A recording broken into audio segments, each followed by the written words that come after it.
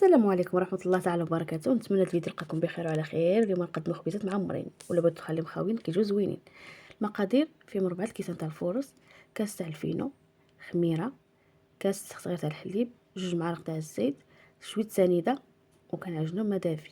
كنقسموا العجينه كلها على 2 كوارت بالزيت باستعمال الزيت.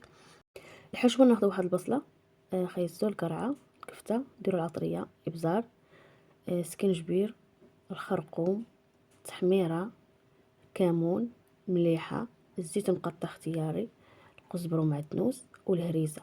العجينه اللي درنا كور غنشدو نسرحوها على شكل تاع مسمن كما كتشوفوا، تكون كبيره ونقسموها على 4. كنحشوها بهذيك الحشوه اللي درنا من بعد ما بردت، وكنطوها كالشكل اللي كتشوفوا. المهم نرقوها راح انت باقا كتخمر.